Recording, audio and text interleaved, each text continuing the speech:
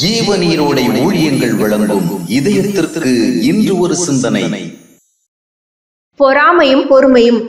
நாம் குன்றி குறுகி குறைவுகளில் வாழும்போது அந்த பரிதாப நிலை யாருடைய கண்களுக்கும் தெரியாது. ஆனால் சற்று வளர்ந்து உயர்ந்து வருகின்ற ஒரு சூழ்நிலை ஏற்படும் போது அநேகர் கண்களுக்கு அது பெரிய உறுத்தலாக இருக்கும். அந்த பொறாமையான மனநிலை சிலவேளை நம்மை அவர்கள் அவசியமில்லாமல் வெறுப்பதற்கும், சில வேளை நமக்கு சில வேதனைகளை கொடுப்பதற்கும் அவர்களை தூண்டிவிடும். கானான் தேசத்தில் ஈசாக்கின் வளர்ச்சி சுற்றி இருந்தவர்களின் பொறாமையை தூண்டிவிட்டது. அடுத்த ஊரிலிருந்து பிழைக்க வந்தவன் நம்மை விட பெரிய அளவில் வளமை அடைந்து விட்டானே என்ற எரிச்சல் ஈசாக்கை அங்கிருந்து துரத்தி விடவும், அவனுடைய முன்னேற்ற முயற்சிகளுக்கு முட்டுக்கட்டை போடவும் அவர்களை தீவிரப்படுத்தியது. ஆனாலும் பொறுமையாய் அவைகளை சகித்து கொண்டான். என்ன நடந்தது? பொறாமையினால் அவனை வெறுத்து விரோதித்து தடைக்கற்களை போட்டவர்கள் ஒரு நாள் அவனை தேடி வந்து அவனை வாழ்த்தி அவனுடைய ஆதரவை கெஞ்சி கேட்கின்ற நிலை ஏற்பட்டது.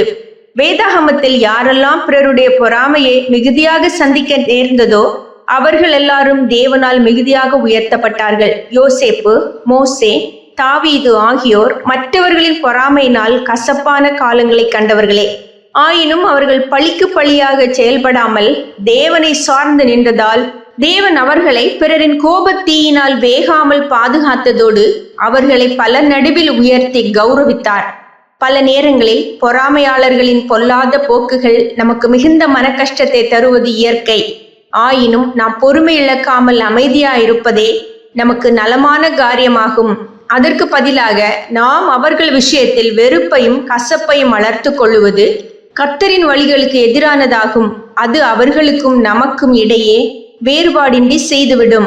பொறாமையால் வெந்து தாவீதை சவுல் அதிகமாக வெறுத்து விரோதித்த போதிலும் தாவீதோ பொறுமை இழக்கவில்லை. எனவேதான் தாவீதை தேவன் மேலும் மேலும் பலப்படுத்தி உயர்த்த முடிந்தது. பிறரின் பொறாமையை பொறுத்து கொள்ளுவது தேவன் நம்மை மேலும் உயர்த்துவதற்கு அதிக அவசியமானது. சிந்தனைக்கு, உண்மையின் நிமித்தம் வரும் தோல்விகளை பொய்யினால் வரும் வெற்றிகளை விட மேன்மையாக நினை. உண்மையின் நிமித்தம் வரும் தோல்விகளை பொய்யினால் வரும் வெற்றிகளை விட மேன்மையாக நினை.